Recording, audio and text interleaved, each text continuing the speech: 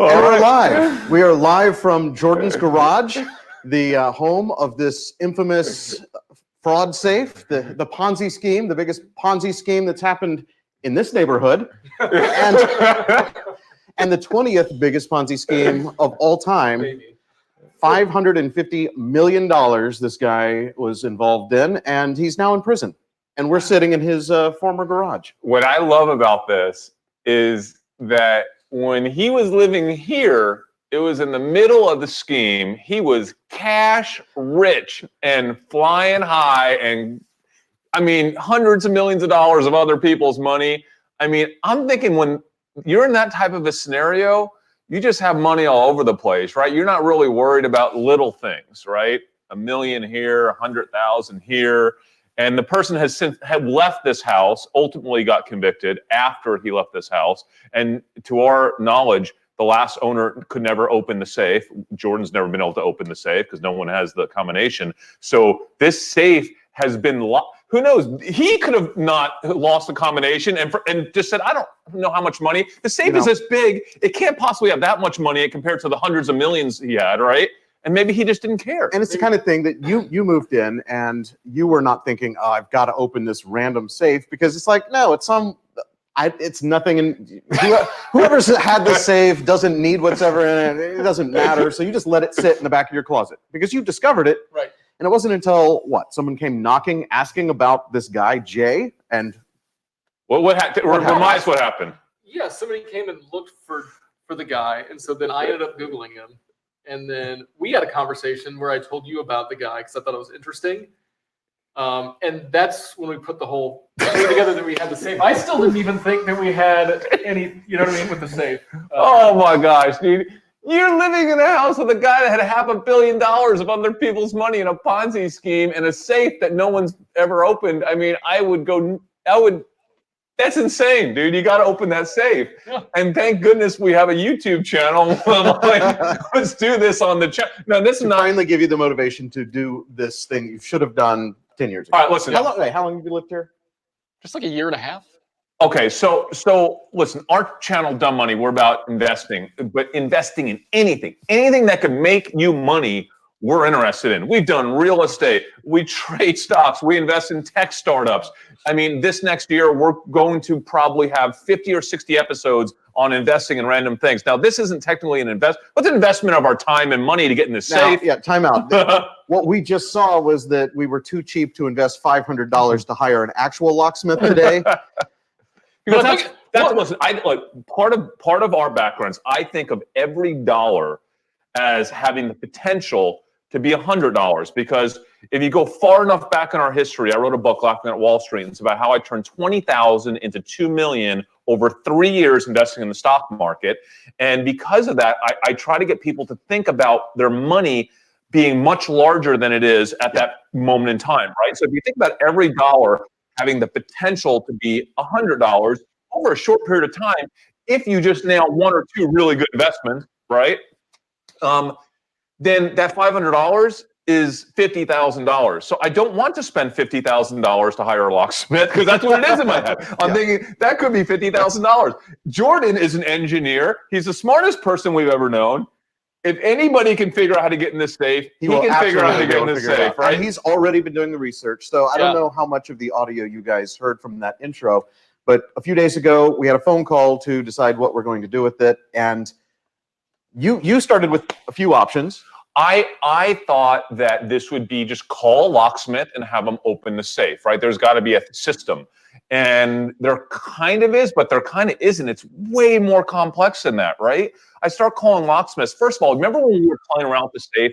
When you turn the dial, there were 3 very distinct places where you could hear like you could feel it, right? The sign of a very high quality safe is when you turn the dial, you feel 3 different spots. No, I can actually tell you what all those 3 different spots are, and they're not what you thought. Okay, no. So that's the thing. So I'm telling the locksmith this on the phone. He's like, "You're an idiot." No, those are not. You can't. Those are not the numbers. And I'm like, okay, so that's not going to work, right? And then I thought, well, why can't I just get the code to the safe from the manufacturer, right, with the serial number? Well, here's how it works.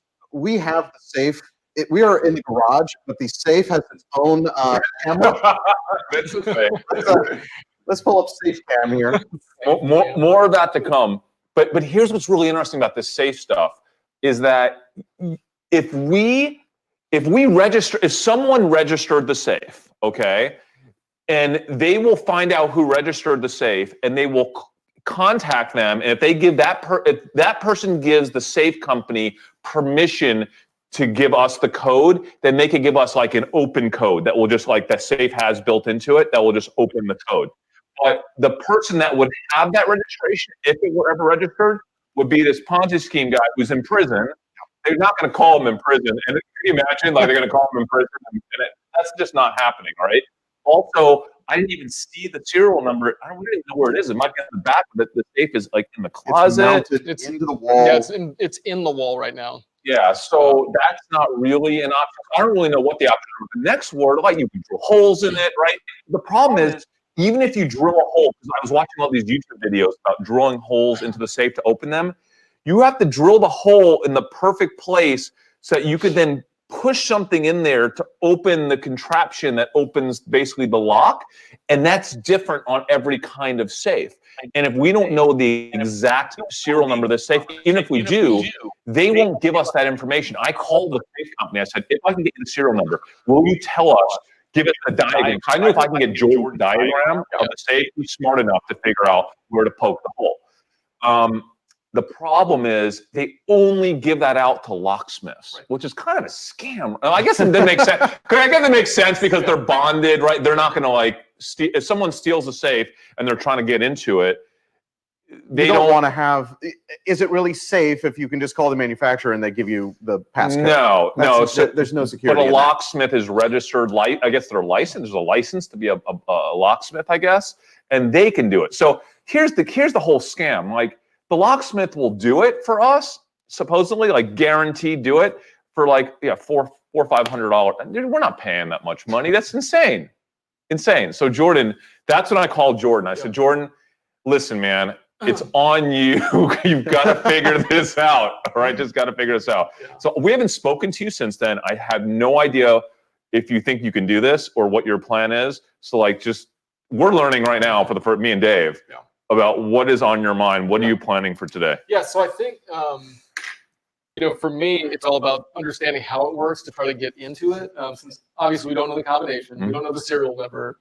I don't even know a model number of this thing. And so I just started watching some videos, and I can share what videos, I looked into. But basically what I found out is that the way that these things work is that when you turn the dial, you're actually turning these physical dials that are on the back side of the safe. Mm-hmm. And the goal is each combination number corresponds to like one, I guess, which way am I? Is it scammer? Okay, the scammer. So when you're turning the dial, you're actually turning this physical dial in the back like this, right? And the goal is, so if there were only one, it'd be really easy, right? Because you're trying to drop the pin into this little slot.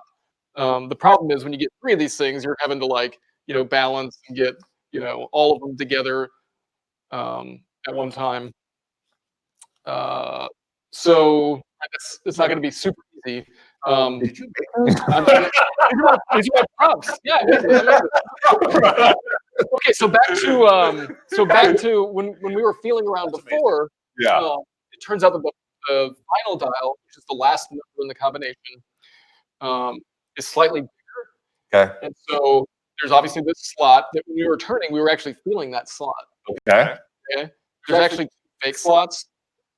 So they were kind of evenly spaced. Too easy. What was it? 20, 60, 90, or something like that? Yeah. And so since this one's bigger, you can feel those, but then these two are still a total, guess, right? And so even though we could probably narrow down this one, you'd still have, thousands of numbers we'd have to try. Yeah. But I found a little trick, and I don't know if we should be sharing this on the internet or not, but I found it on the internet. Sure. So basically, the concept is these things, I've got them in construction paper, right? So they're not very heavy, but they're actually brass dials. And so, this side is going to be lighter since it's milled out than this side. This side's going to be heavier. And so what we can do to get them all lined up perfectly up and down would be to shake the safe a little bit. So we can use an electric sander to just shake it, and then these things should eventually settle to where the heaviest part's on the bottom and the lightest part's on the top. How long does that take? Yeah. Maybe like a minute. I don't think Really? it'll take that long. You can unlock a safe by vibrating it with an electric sander for a They said the minute? higher quality safes this does not work with. Well, this is but very this is, low quality this is just like an in-wall cheap Yeah. firebox type. This is more of a firebox than a real safe. That's amazing. So the only problem with that is we can't do it in the wall. And I'll tell Okay. you why. Because the lever hits this way. Okay. And so if we get this perfectly up and down, we still won't be able to open the safe. But if Okay. we can tilt the safe on its side, Mm. then we can do it and it'll work. You think that will actually work? Have you seen this? Someone do? I saw somebody do it on the internet. So we're gonna give it a try. Okay. So Step one is to rip the thing oh, out of you the are wall. going to take the safe out then? You're cool taking it out. Yes, we're looking And safe I saw now. that he's already ripped away I some of the started, right? molding I here, wanted to so see if it was bolted in. And Okay. so I removed that bottom piece of trim. Mhm. And there's one screw going down. We couldn't show it on video because it's such a tight space. And so I actually got a chisel and ripped that screw out. okay. And then I verified there's no screws on any of the other sides. Okay. And so it's kind of loose in there. I wouldn't, so kind of like a tight fit. And so I just need to jimmy it out a little bit, or there could be a screw going back, right? Oh, one. But I'm gonna get a crowbar and we're just gonna rip this thing out. all right. All right. So wait. All right. Let's say you get the safe out. We're going to try this. This is like a highbrow engineer move, I think, that you're trying to pull here. If it works, awesome. If it doesn't work, is there a backup plan? Is there a cruder backup plan? Yeah. So the backup plan is that, right. So the way that this thing is supposed to work, again, is you get all these things lined up, and then that allows a mechanism to slide back in the safe, right? So the other thing that we can do is drill right here, Okay. which will be at the 90-degree mark.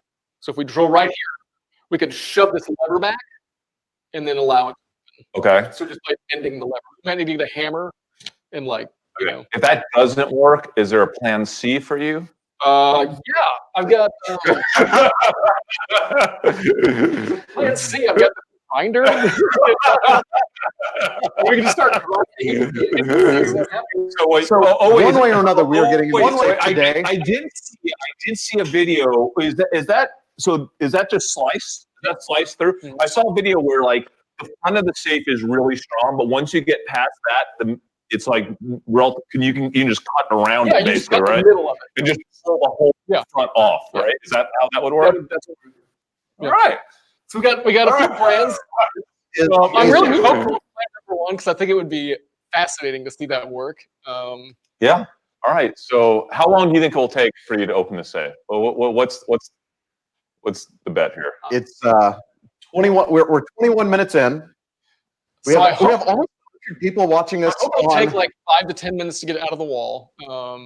I'm just going to go brute force on that, and then wait, if the sanding thing works, that could be another just like 5 minutes. So you think you could 15 minutes from now? You think you could have this safe open? Best case scenario. No way! No way! Worst case scenario within the hour. How long do we have to plan to be I on the think air? worst case scenario would be like an hour. We might have to recharge batteries, but we are going to continue streaming. We have enough cameras rolling right now. Yeah. What I want you to do is you're going to take this is all mobile. You can take that with you to the closet. I'm going to take this crowbar. So Then I'll take this. Chris, you hold down the board out here. Yeah. Talk to that camera. Okay. And you can just you can chat with our viewers. We have 94 people watching us on YouTube right now. What just happened? Okay. There we go. All right. How do I chat? You can You got to just chat on your laptop? scroll on this one, Okay. and we'll be back. Okay. So Let me make sure that we have all the cameras are still on the air. and you can probably go, Chris, and start looking at comments and see what people are saying. Like some guy wants you to fast forward to where I'm actually opening the safe. all right, well, hold on. Yeah, I have something I want to talk about while you guys are doing this because This is the guys, ultimate I demo. researched this. My camera. Okay, so I started researching safe opening videos, right, as part of my research, and there are people that open safes on YouTube, and one of the biggest is this kid who does this. I don't even remember his name. It is completely fake. I mean, completely fake. Like a whole thing, made up safe, filled with money.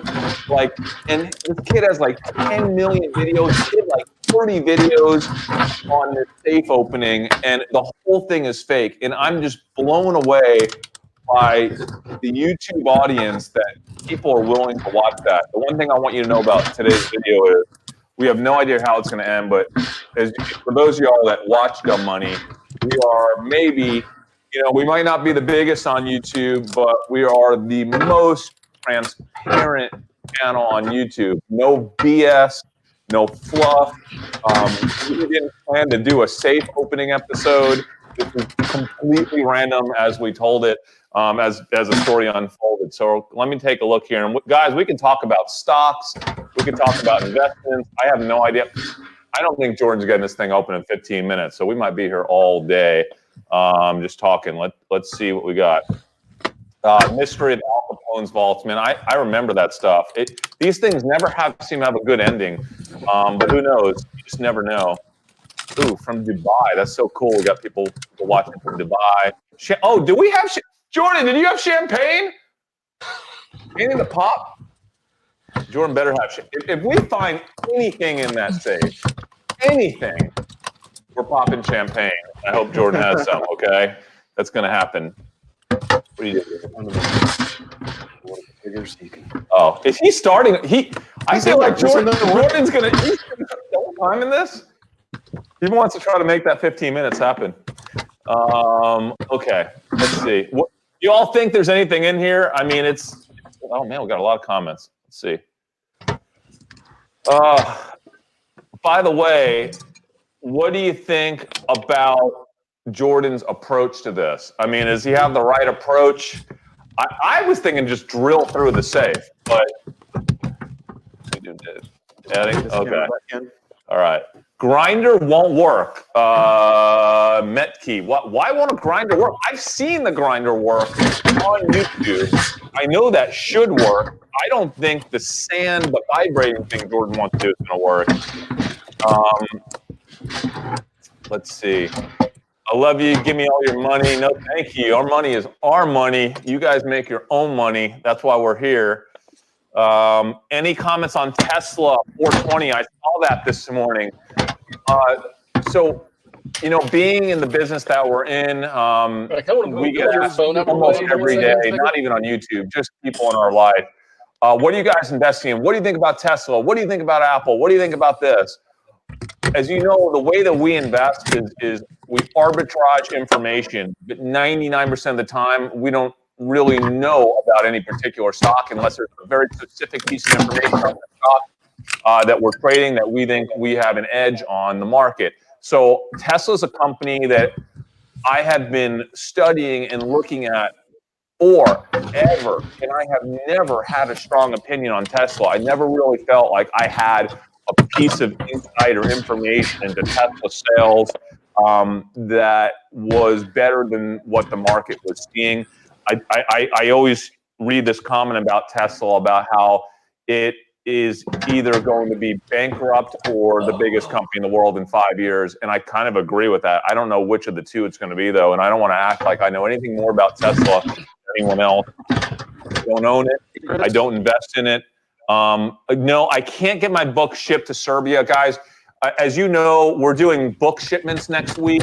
My Laughing at Wall Street book, how I turned 20,000 to 2 million over 3 years. My whole investment methodology was a year of my life writing this book. I'm really proud of it. I'm a very personal book. And I have like 700 copies that were promo copies that were left from the publisher that I have sitting in a storage shed that I am going to be sending out to anybody that wants a book. I'm just literally going to mail it to you for free. It takes me forever to get these books packaged, addressed, mailed out. We have them all in the back of my truck right now. And next week, we're going to get these things mailed out. I have my .com account this time, Dave. So I have it all set up, so it should be easier. But if you want a free book, you have to go to dumbmoney.tv/book. and you must live in the U.S. Is he getting it out? He's getting it out. So I'm gonna go back there, and you should be able to hear us. Through that camp. Are you leaving me alone out here? Just for a minute. All right. I'll just keep. I'll give you. All right. Yeah, you go. It's more exciting in there. I know, right? Can they hear you in there too? Yeah, you can hear me. All right. So, go to dumbmoney.tv/book. If you live in the continental U.S., not Hawaii, not Alaska, continental U.S., we will ship you a hardback book for like $25 books. It's just from my own stash, and we'll send it out to you. And it's a great way to learn about the investment methodology. What do you think about Nick Cedarland? What do you think about startups who raise money via online crowdfunding? I can't figure out if they are quality companies or if they choose that method as a last resort. Okay, so people don't really know this about us, but we were a big part of the crowdfunding revolution in the US. Myself and Dave, we were actually filming a documentary called Crowd of Angels. And when crowdfunding was first starting and we were lobbying for it in Congress, there were about 12 or 13 people who were like the people behind crowdfunding in the US. And we became best friends with this group. Listen to the screen. Oh, you're talking through there? Okay, great. And I was really big on the crowdfunding movement. Ultimately, crowdfunding went in a direction that was not very good. It became so overly complex and convoluted that to actually get a crowdfunding campaign off the ground and to do it legally, it's more difficult than just raising money from qualified investors through traditional channels. So because of that, a lot of companies that are doing well don't need to do crowdfunding. So companies that do crowdfunding often are a little suspect. Not all the time. There are always exceptions. So but because of that, we found Chris, can you hear us? I can hear you. Okay, so I am deep inside of the vault room right now. And we're running into some trouble because he believes that it might actually be screwed in all the way from the back wall. So he's having a difficult time getting it out. So we're just giving you a little update from back here. What does that do to our? Is there a plan for that even? What's your plan, Jordan? I'm just gonna pull really hard and see if I can get whatever's screwed in the back to break. That's the plan. See, there's always something. Always something. Hey, so one of y'all just commented, why can't you ship books outside the U.S.? Well, I'll tell you why. We have like 600 books that are going out next week, 500 books. And it is expensive. We can't ship books outside the U.S. I'm sorry, we love you all, but we can't ship person to ship books out. In the U.S., we can ship them out super cheap, media mail. It costs us nothing. We're happy to do that because, like, part of the reason why I wrote the book is to help others learn how to invest and to inspire people to invest. And we're happy to do that, but we can't. Pretty quick, we start doing that. You have no idea what's going on in there right now. He is having the struggle of his life to pull this thing out of the wall. He's ripping up the sheetrock all around it. Oh boy. I feel bad. I'm starting to feel really guilty now. I feel terrible that he's doing this to his closet. Does Adrienne know this is going to happen? Well, conveniently, she's not here today. So I think that was probably planned. Oh, boy. Jordan is going to be in trouble with the wife tonight. Oh, look, we have movement. Jordan, how's it going in there? It looks like you have serious movement. Huh? Yeah, it's moving a lot. I feel like somewhere I'm trying to reach behind because I feel like somewhere it's bolted in the back. I don't feel it. Yeah, just use brute force, Jordan.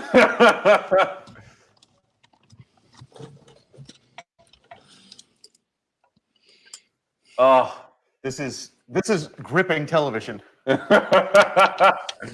is way better than Geraldo. Okay, like I said, Daddy H says it costs $450 to get a locksmith. Just split it 3 ways, you have millions. Well, yeah, I mean, we could do it. But remember the 100x factor, guys. And if you read my book, it's not 450, it's $45,000 in terms of what we think we can grow that 450 to over some reasonable amount of time. And that's what we intend to do with every dollar that we earn. So you know, have to think about that, right? And so, yeah, we'll spend it if we have to, 150 each, but we'd rather not. Plus, this is just more fun. A locksmith would be very professional. There'd be no mess. You wouldn't have power tools.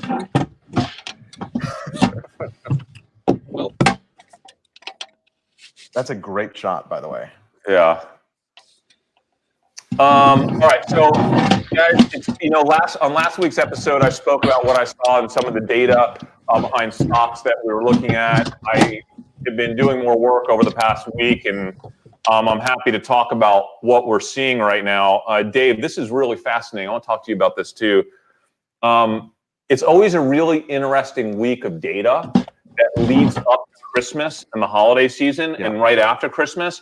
Because for years, it's been known as the Santa Claus Rally. And this year, there's a bunch of political things. There's a bunch of trade things. There's a lot going on that's affecting the stock market. And yet, things that normally would be like make the stock market nervous hasn't seemed to really take hold. And I don't look at too much of that stuff. What I look at are product momentum, brands that are really flourishing into this holiday week, because you get to see a lot of things that you ordinarily wouldn't see, such as sellouts, right? So it was really interesting to me. And I told you this on the way out here, Dave. Facebook, right? One of my biggest mistakes this year was selling my Facebook shares. And one of the hottest holiday items that I'm seeing on the things that I track right now is the Oculus VR product by Facebook. They are selling out globally. It's sold out everywhere, but my question is there enough software? Is this the season to buy it, or do you wait for the next version that's smaller, lighter, faster, better? I'm not talking about this from a consumer standpoint. I'm talking about this from an investor standpoint, right? So Facebook is one of a handful of companies that is putting a lot of momentum around VR. And VR had a lot of hype 3 years ago, and now it's died down. But this, I don't know, like, this is showing me that VR maybe has legs going into 2020, 2021, 2022. And if Facebook could be one of the big players in VR because they're putting incredible investment and resources into it, man, the way that Oculus Rift is selling out right now, it's really promising for Facebook. And I think it's off radar for a lot of Facebook investors with something to think about long term. Also, Roku is showing some pretty good numbers going into this week. I bought into Roku. Did you get in, Dave? There were so many opportunities that I was thinking about getting in, and it didn't for one reason or another. I'm still not. So buyer interest in Roku right now is really high going into the holidays, and I can't wait to see what their next earnings. I don't even have their earnings date. I don't have options in Roku. I just bought straight equity. But Roku is interesting. Also, what I'm seeing, guys, right now, and this is to nobody's surprise, Apple AirPods are hot. Not AirPods. AirPod Pros. Yeah, AirPod Pros. And the AirPod Pros were something that I tried to pre-order the day it was announced, and I got on a waiting list. I had to go through B&H Photo to get a. I actually finally got them. Did you get them? They're good. I can't wear anything in my ear. Do you know what? They fall out of my ear. So the original, any type of earpods. No. These are different. These. There's nothing hard in there. It's all like a soft, like flexible rubber kind of thing. People go crazy over these things. They're the best sounding. They're sold out. And it's like, so I have keywords that I track, guys, to try to figure out where there's product momentum across Twitter, across Google search trends, and these are keywords that basically track people looking for products that are selling out, what people are seeking out, what momentum there is in terms of social. You can't get them. You can't get them. They're sold out. You're unable to buy them. I knowing they were coming, I got on a waiting list and I did get them. But my biggest problem is they fall out. Well, so if you want some, I've got a pair. Barely used. People are putting wires on them and stuff, which defeats the entire purpose, right? Now they're wearing them like headphones, right? I have them here today. Let me show you the problem with these, though, just because we're also doing a tech review in addition to a stock review. These things, they look great. They sound amazing. They sound as good as like or the over-ear ones that I think love. they sound better. Really? Yes. And they have this. Don't So they- right now it got real quiet, but they have this like. You hold the button and then it lets in natural sound, and it sounds way more natural than any other product on the But market. don't you think it's not good to have something inside of your ear putting sound directly in your ear? Yeah. Isn't it? Probably that's really bad for you. It couldn't be good for you, but it didn't stop a million people from buying the first version, and these are a big improvement. And look how much smaller they are. But they fit perfectly at first, but then they just start to slowly ooze their way out of your ear, and then they eventually fall out. Do you see First-hand review. Do you see data on Facebook's portal? Like a lot of times people ask us, you always talk about data. Where do you get your data from? So I'll talk about a lot of the different sources. Obviously, what we're known for most is Twitter. We've talked about the company that me and Jordan started, Ticker Tags. We're the world's largest, basically social intelligence company for Twitter, hedge funds and quant funds. We allow hedge funds and quant funds to measure the volume of keyword combinations across Twitter in real time. That's a company we started many years ago that sold to Jefferies Bank. And Twitter still today probably accounts for close to 50% of our research is basically tracking the volume of the frequency of conversational word mentions on Twitter, right? But we also look at Reddit. We look at all types of forums, and we do similar types of research there. Instagram's a big one for us. Pinterest, Facebook. Yes, we track basically fans on Facebook pages, right? We also track comments on Facebook pages, right? And we try to detect when comment volume is going up behind, various brands that we're tracking. Also, if there's issues, we want to, it's not always about quantitative, analysis, it's about the qualitative analysis. So when you remember back when the Lululemon disaster happened with those yoga pants that you can see through, well, a lot of times there's these stories that hit the press, but do people really care about it, right? You want to actually read thousands of comments, thousands of tweets, all the Facebook comments, all the Instagram comments. Are these real people talking about these things? Do they actually care? And right? if you don't have access to software that can automate that for you and that can track historically and do that sort of thing, that's all you can do. It's having your keywords that you search for, and you trying to just do your best to read into what people are saying, because you don't have that. It's really hard. There's some free software that does it, but without like a real platform that's designed for investors. Yeah, like Ticker Tags cost like $50,000 a year. Who's going to spend? Individual investors. I might spend that much to buy Ticker Tags. I did not invest many investors to do that. There's other software like what's Similar Web and Similar Web is going to be over $10,000 to get their pro product, and it's expensive. We buy those. We buy those products because we have enough our accounts are large enough to where it makes sense for us. But honestly, guys, if you would just analyze tweets, right? Just analyze keywords on Twitter.com. That alone is even today I have access to all kinds of software. And I spend more time on Twitter than you do in paid software that you're probably spending $1,000. Oh yeah, we spend a lot of money on paid software, but most of our time is on, just researching just literally consuming lots and lots of tweets. So I'll give another example right now. Uggs Deck is DECK. Decker's a company that we've traded for many, many, many years. I actually haven't traded a lot recently, the last year and a half. But going into the holiday season, going into the winter season, I always want to try to detect. They have a pretty condensed seasonality with Uggs, in that they have a short window of time to sell a tremendous amount of inventory of Ugg boots, and the data looks okay this holiday season for us. But one of the things that I found going into the holiday season is a tremendous momentum of Ugg slides, right? So those are basically slippers, like sandals, basically, that Uggs make, and they're selling out everywhere. Now the next question is, that's great. An Ugg slide for pretty big last year, but not this big. And all the data that I'm seeing now supports that. So if you were to do a Google Trends search on UGG slides, right, you'll see that the search volume is up 50% year over year. But the big question is, did Deckers actually produce enough inventory of UGG slides to move the needle if they have sellouts? And did they reserve enough inventory that they could push more into the channel, right, to actually move the needle compared to the overall market for UGG products? And that's a question that needs to be answered before you go buying Deck because of UGG slide momentum, right?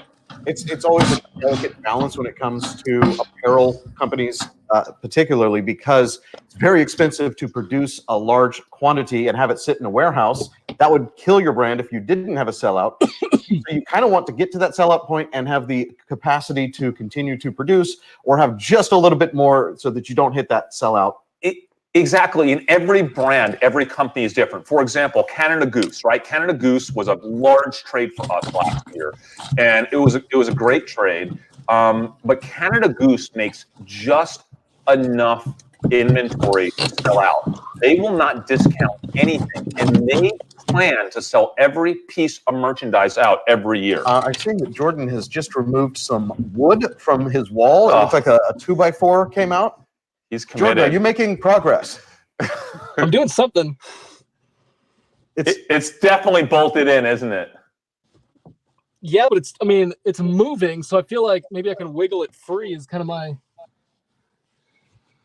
Do you think that if you had enough leverage, you could pull it out of the wall? It looks like there's some kind of a strap in there. Is that? Yeah, that's what I'm trying to do. I'm trying to get a strap around it, but I can't get the strap to drop through the back side.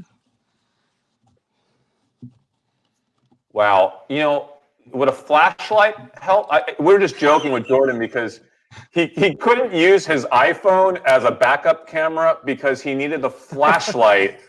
And I was like, all of this preparation, and Jordan is such a nerd engineer, and I'm like, you don't have 10 flashlights? And he reminded me that he has kids, and when you have kids, you don't have flashlights because they disappear. So can you get some light in there and shine the camera in? Yeah, hold on a second. Try this one thing. And then now? I just want to get something wrapped around the safe. Someone put gold coins in a comment, and it just reminded me of a topic that we're going to do on our channel this year. Where did I first learn about this, Dave? The coin thing. Someone actually sent us $2. Mel for breakfast! Oh man, we love Mel for breakfast. One of the most talented editors and creators ever. He's a TikTok megastar, and it's. I didn't even know we had that turned on. That's, I think, our first money that we've ever received for being dumb money people. That's so nice. Wow.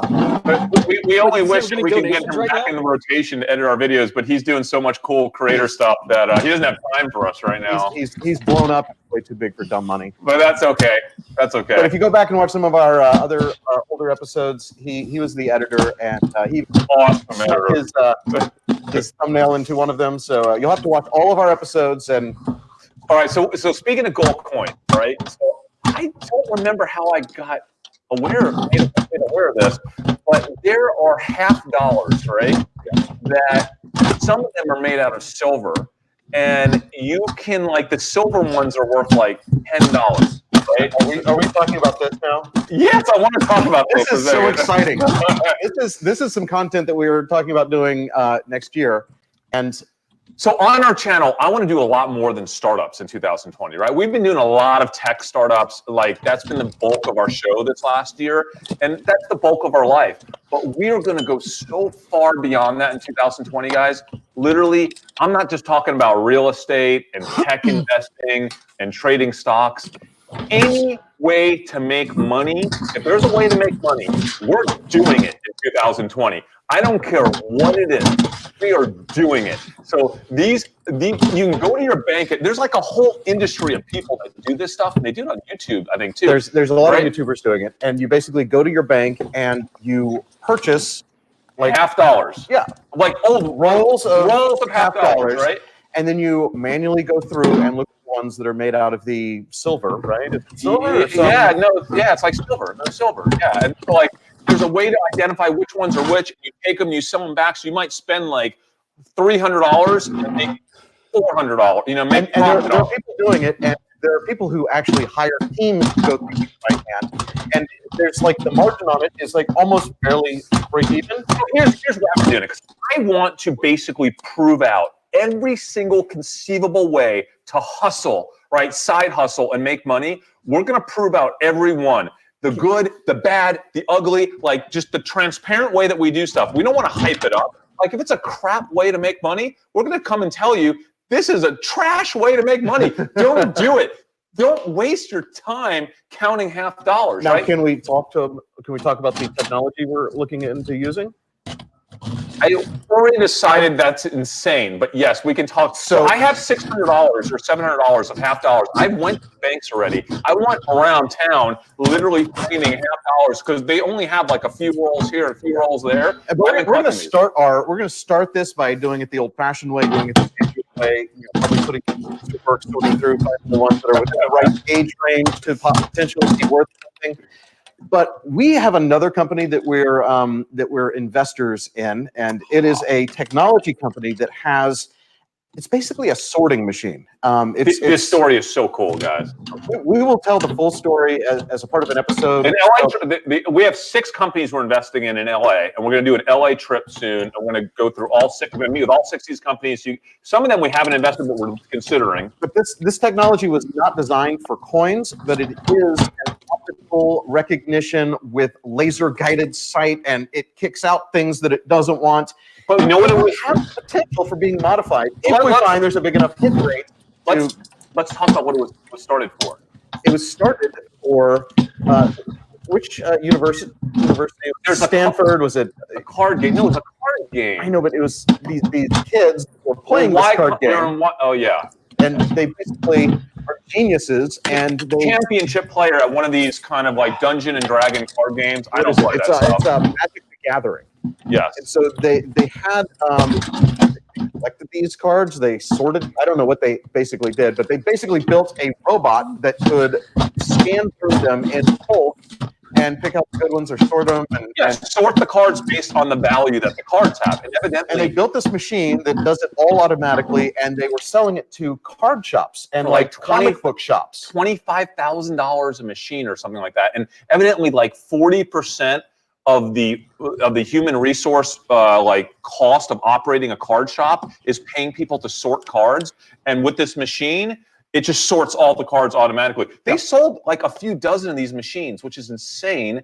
Then they went to Y Combinator in San Francisco and figured out how can we repurpose the technology to an industry that would be more profitable than card counting. And they basically looked at every possible potential industry. They had experts. They went down, every potential path. And where did they land?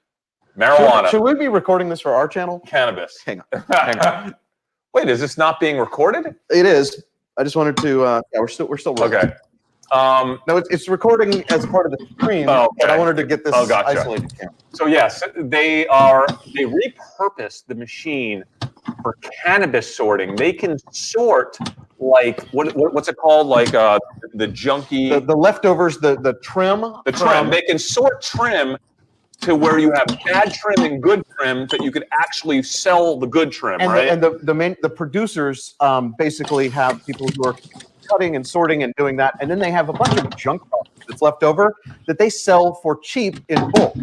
And that is an industry where you buy stuff in bulk, and then it's unusable because it has like the twigs in it and stuff. We don't know what we're talking about. We don't do drugs, guys. Very little. But the unusable part is mixed in with some usable part, and this machine can see it going past a camera at high speeds, and it uses either air or water or something as it's falling in front of the camera, it can isolate this one's good and shoot it into the good bucket, and this one's bad and shoot it into the bad bucket. and it sorts into like 3 different, like high grade, medium grade, and low grade. The low grade, I think, just goes in the trash, and then the other 2, because they've been sorted, are worth multiples of what they were bought for. And this is something that humans have manually been sorting for years. It's expensive. Super expensive, because humans are expensive. Even the lowest paid human is more expensive than a robot that can just do this continuously for hours on end. And it's a pretty thin margin business, reselling the trim, and it's like almost too low margin to pay a human to do it. So this is one of our newer investments, and we're going to go visit these guys out in LA, bring you with us. We haven't featured it on the channel because we haven't actually met them in person. It's all been phone calls, and we all know how fun it is to watch phone calls on YouTube. So getting back to silver dollars, yes, or half dollars, whatever they are. We want to take their laser computer vision AI technology, and if there's enough margin in flipping silver dollars, what if we adapted a machine to do that? And it could just do all the work for us, just do all the sort. Because instead of buying $700 worth of coins that you can take home in your truck, we just rent a U-Haul and just have it like an armored truck. Actually, is what you'd have to do, and you get an armored truck to just pick it up and dump it all into the machine. We would, and it sorts it. We even discussed how cool would that be? We discussed opening a bank, actually getting a bank charter, because the only way to buy these dollars in bulk, like from the government, is to actually be a bank. So we would actually start a bank or partner with a bank to where we would actually buy part of a bank. We actually had an opportunity to be part owners of a bank. Of one of the smallest banks in Texas, right? Even, I think in the country. In the country. We passed up on this opportunity years ago. But I think we may be able to buy our way back in later. So if needed for this crazy coin flipping So here's the thing. Scheme. With our channel, guys, there are no limits to what we're willing to do.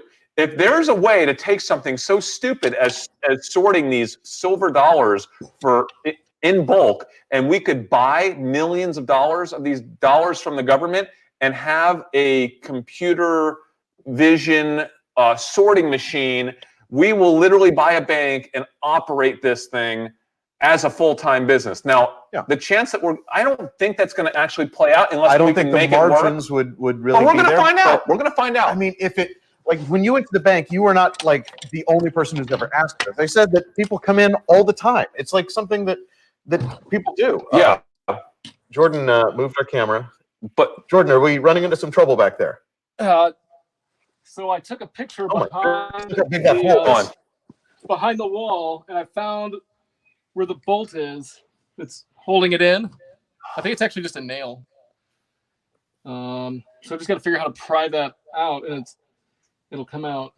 People are saying break the wall from the left side, and you'll get the safe out. I don't know if that's right or not. Yeah, what do you have to say about that? I could, if I busted in here, maybe, but there's a stud right here. There's a stud on each side.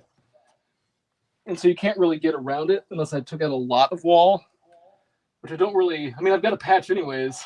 At this point, does it it seems like you have a pretty good sized hole. You're going to have to patch up regardless. It's close. People have asked us to do one of the comments. We also have a bunch of comments here. Yeah, let's get the wall from the left side. Jonathan, that's the one that you were referring to earlier. We do have someone telling us that silver dollars are done. Beyond 1965 is not silver, but that's what we're looking for. We're looking for the ones. You're looking for the ones that are pre-65, and I know they're getting less and less of them in circulation. But what if you could have access to a bank and buy unlimited numbers of them from the government? Here's my theory, right? Mm-hmm. So I actually spent an insane amount of time researching this, right? An insane amount of time. Any idea he comes up with, regardless of how good or bad it is, he spends an insane amount of time researching. So here's what I found out. Like, I was deep in the coin sorting, silver dollar coin sorting forums and communities. And the general thesis is that over the past 15 or 20 years, more people have gotten to do this, right? So what's happening is they're recirculating the same silver dollars over and over and over again. Okay, we got the safe. Yes. All right. All right. Oh my goodness. All right. Jordan, that is amazing. Congratulations. Was it just nailed in? Yeah, Nice job, dude. I'm a mess. Dude, let me ask you a question, Jordan. Yeah, Can you get that wall patched up before Adrian gets home? no way. No way. This is amazing. All right, it's coming out. Okay, Jordan has this other camera ready. Oh, well, I guess it's coming to us now. Do you need to reposition cameras? Yeah, All right, you go I'll in. do that. All right, guys. I want to talk about my thesis on this silver dollar thing because I'm obsessed with. I was obsessed with this for a small period of time. But all right, wait, you got it out there. All right, but before Dave will reposition the cameras, but let me just finish this thought. The concept was that these people, and there's thousands of them, that go around to their local banks and they get these rolls of dollars, right? So old silver dollars, and they basically pick out the silver ones. And over the last 15 years, there's less and less and less because they get sent back to the local treasury, right, in their city. And then when people ask for more of them, they just simply take out that last layer, right? So they're just recirculating it over and over and over. That said, there's some obscene amount of money. It's like billions of dollars of silver dollars that are deep in the U.S. Treasury's vaults that I think, in theory, would have a significantly higher ratio of silver dollars to non-silver dollars, right? Or half dollars, whatever they are. So the only way to get at them is you'd have to buy millions of dollars of these things in a single event, at a single time from the Treasury.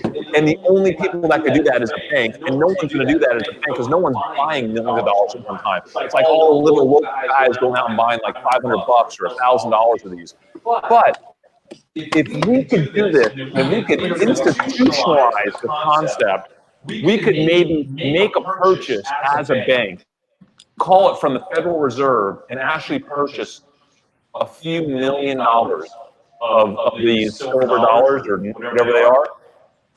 And we would force the Federal Reserve to go way deeper than it has gone in the past 10 or 15 years to basically make that delivery to our bank, even if it's just a local Federal Reserve, like the Dallas Federal Reserve. And because of that, we would dip into batches of coins that hadn't been touched in 40 years, right? 40, 50 years, which are the coins that we're talking about. So rather than getting like one out of every 40 or 50 is silver, one out of every 100 is a silver one, maybe one out of 2 or one out of every 3 is a silver one. And that conversion ratio would completely change the game for this kind of silver dollar money, right? And then all of a sudden, we would have a massive business where we can buy $2 million of these coins and maybe make $1 million off of them, right? And then that's a game changer. There's a lot of steps there, but that's kind of how we think. Like, if you guys want to know, this is so much.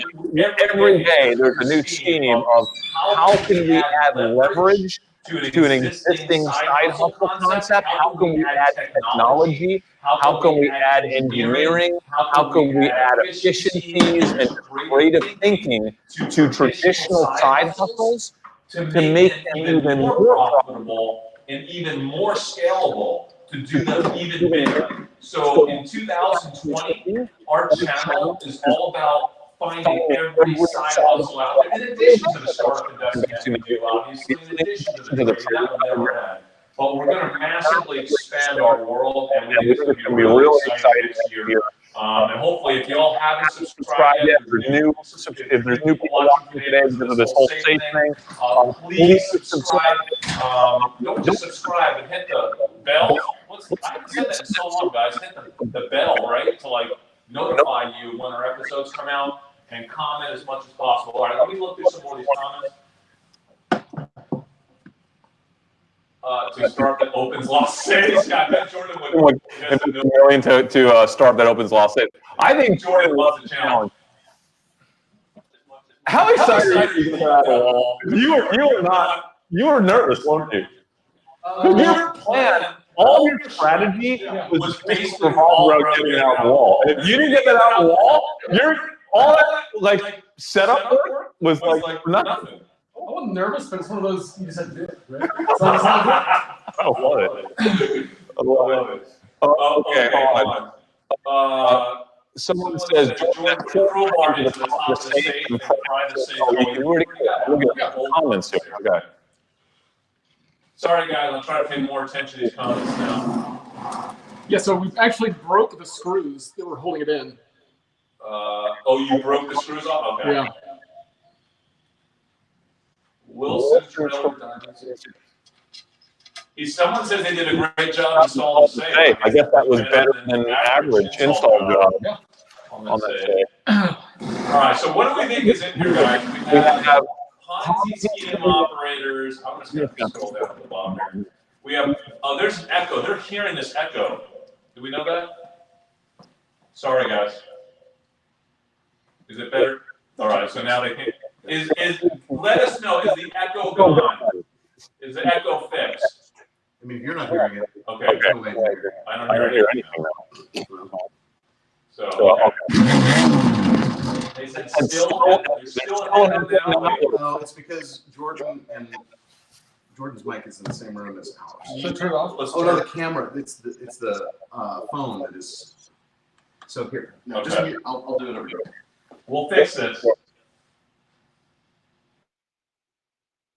Now you shouldn't hear it. Okay, so is the volume better now? Is the echo off as of right this second? There's still an echo. Let us know again, is there still an echo right now? Somebody. Terrible? Okay. On. We'll try something else. Maybe turn another mic off or. Echo's off? Okay. Okay, that's better? All right, we're good? Thank you. Okay, so let us know if anything else happens with the sound. Okay, Jordan, you want to talk us through the next step here? Remind us what we're doing for people that maybe join. Why don't you sit over here? Which camera are we? Yeah. Okay. Hear that camera. Just getting a little here. Right there. Yeah, so right now we're gonna vibrate this thing. So we're gonna get our electric sander. Explain at top level, just top level how. Where'd my props go? Oh, they don't need the props. Just explain how it's going So to we've work. got the discs, and they're heavier on the bottom than they are on the top because they've Okay. got a slot milled out of them. Okay. So we're gonna vibrate them, and hopefully over the course of a minute or two, The disc will shake into place. the heavier part of the disc will shake to the It'll bottom. shake to the bottom, and then that slot will be at the top, which we've got the safe on its side right now, and so that Okay. top should allow our pin to drop in. Do you feel, I'm going to throw some extra pressure on you because Jordan's really proud. He's, like a lot of people that graduate from Texas A&M. He's a proud A&M guy. Do you think this is more pressure now on A&M? No. No, you're an A&M engineer. I give it a 70% chance of failing. All right. So, he's going to do the shaking thing like this. All right. Yeah. All right. Are we ready to go? You go work. You Okay. need to get this on camera, Dave? Your computer isn't working. Our ears are about to bleed from the saw. There's no saw on yet. No Oh, saw. what? He turned it on a second ago. Oh, he did? Okay. Well, This thing's not recording, right? okay. But you don't want it All to, right. because this is going to be loud. All right, we're going to get a camera on that. It sounds like it would work on a cheap I gotta safe. get Jordan one thing. says it's a middle of the road safe. It's not, and it seems kind of old too. So I don't know. It will probably work. What do you guys think is in this safe? So, all right, remember when they were living in this house, these guys had a few $100 million of Ponzi scheme money, not their money. When one of the two people were living in this house. Right, living high. Jordan said I guess they had all kinds of exotic cars, flying all over the place, high stress. They moved out. Maybe they had the combination of the safe. Maybe they didn't when they moved out. Maybe they just weren't thinking about things. I mean, what could be in this safe? What do we think it is? Zero? I mean, obviously, if you say nothing, it's probably more of a chance of there being nothing than anything else. But that's kind of, $250,000. The safe cam is pointing the wrong way. I think Dave's. We're trying to get a better camera on it. Yeah, the safe cam isn't up yet. We're working on it. Oh, is that cam? Is that the safe cam? This is the only one we have working right now because I need you to. Oh, redo my laptop? Okay. You want me to do that right now? Just log in? Hold on. Is this my okay. You want me just to get to that page where it had the link? Okay. I can do that.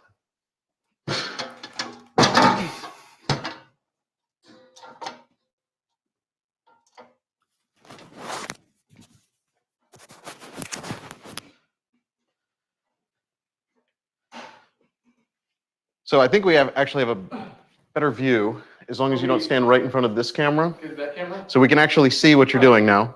So this is a double lock safe. I think that's what they call it. So there's obviously the dial lock, and then there's a key that acts as the lever. And so everything's all set up. So now we just try to shake it, I think, and see what happens. I don't know. I didn't see where to do this, so I'm going to do it here. Is this Jordan display name?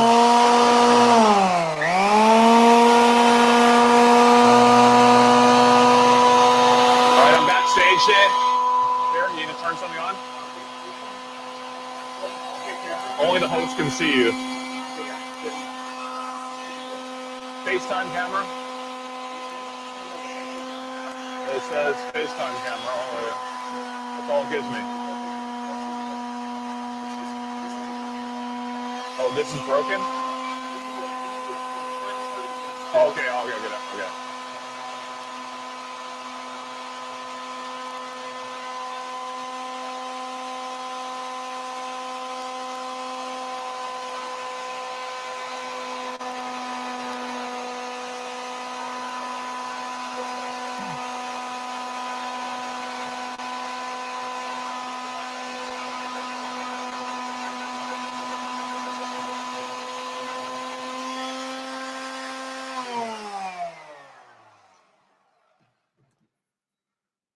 What do you think? No way. I knew that wasn't going to work. Let's give it just a little more.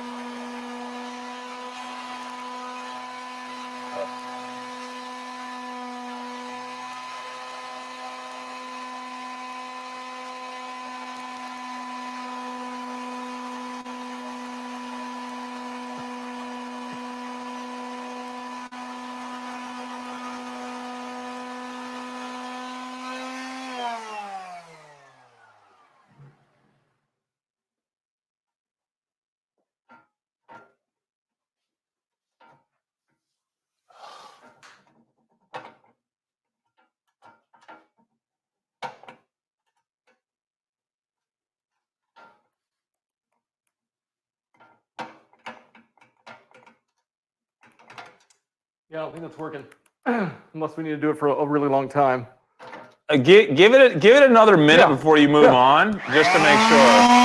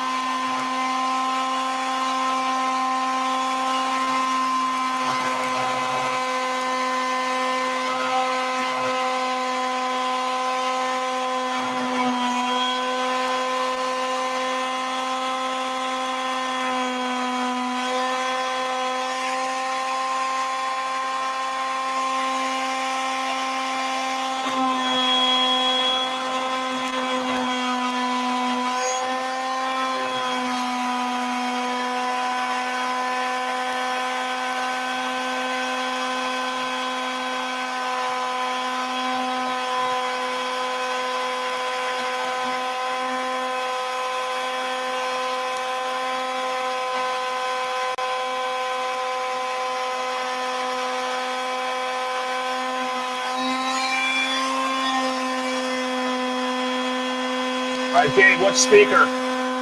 What mic?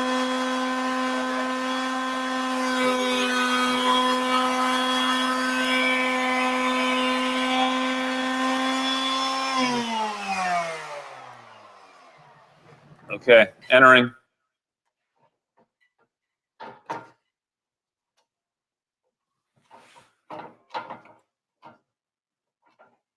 I'm backstage. No. No good. I knew that was too fancy. It sounded cool. I feel like you had to try it. I'm gonna try it. I feel like that was like an engineer's perspective of how to do it. Yeah. But everything would have to work the way it's supposed to inside. You never know with this thing. And this thing's. And what if there is something inside pushing against it, right? Oh, here's the other thing. So you said if we had the serial number, we could make this easy, right? Yeah. Well, no, oh, they ripped it off. That's the serial number off? Oh, they ripped the serial. That's the sign. Oh, no. They would probably want to do that anyway, because if someone stole the safe, they didn't want them to have the serial number. Maybe. That would make sense. Yeah. That would make sense. So the serial number's not going to work out for us. All right. So at least that was never an option to begin with. So now I think the only bet is to drill right there. And then worst case, you can cut around, right? Cut around or maybe pry a screwdriver in there and just try to All right. stuff. We'll try to drill straight through. You need to turn it. You need to get it on the workbench. Yeah. Or we can do it on the ground. We can do it wherever works for you. Get a drill bit.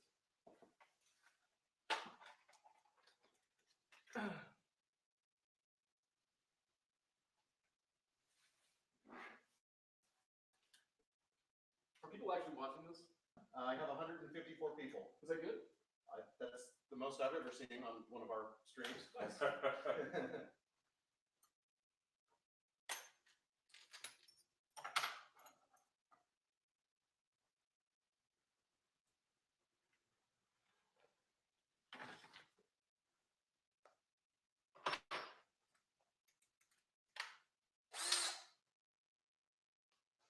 Are we good to drill? Yeah. Wait. Yeah, you're on the air. I'm on the air. All right, nice.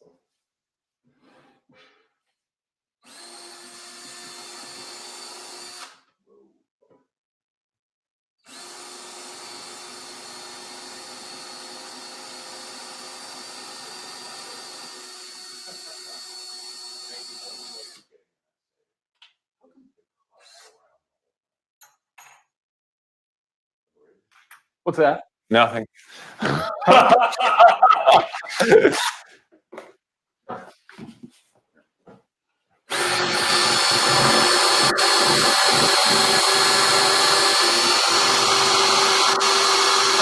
thing is, like, it's all based on where the pin is.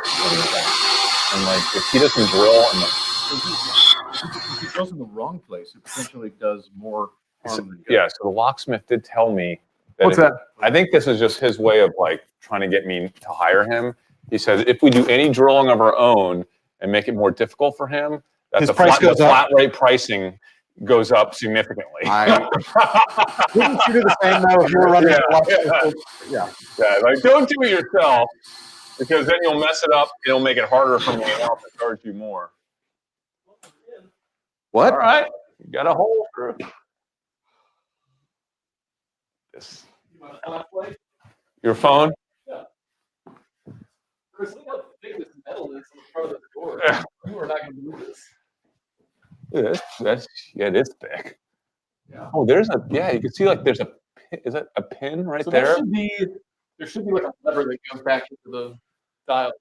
So that's what we're going to do, is bend that lever. Yeah. At least in theory. I mean, I could be totally wrong on all this. Dave, is there a way to see comments on here? Yeah, let me get them back up.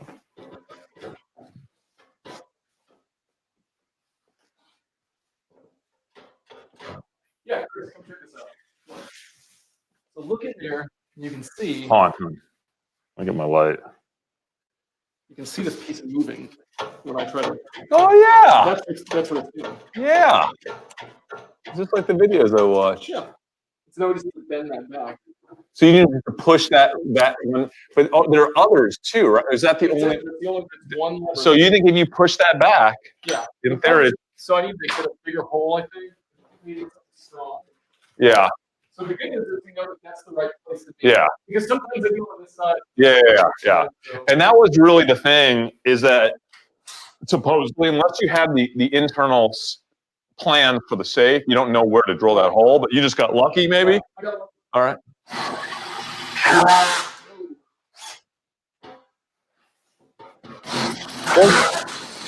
Jordan, they're making fun of you for using a battery operated drill. They're making fun of you for using a battery operated drill. We need they're saying we need the drill that we had in our thumbnail. I thought that was the drill we had. We'll get that. By the way, Jordan, I thought you had. They're gonna make fun of. Hey, I thought you had like 8 bikes. Where are all the bikes? I only see 2. With that- Oh, you have a bike garage? Oh my God. with that Can vibrating. we go see Jordan's bike garage before we leave? Yes, for sure. Today? Well, by the way, once you get it open, don't open it. We need to open it on camera so our viewers see the same exact time as us. Yeah.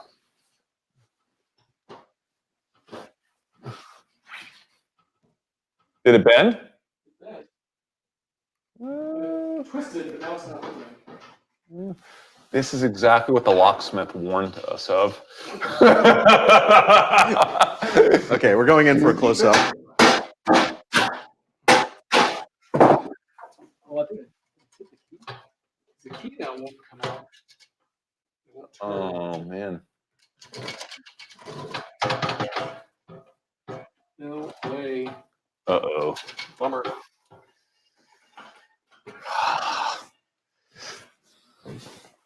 Okay. If anybody wants to throw out a plan E and a plan F for us to start strategizing here. Okay. So the good news is it did let the key turn some, but then now the key won't do anything.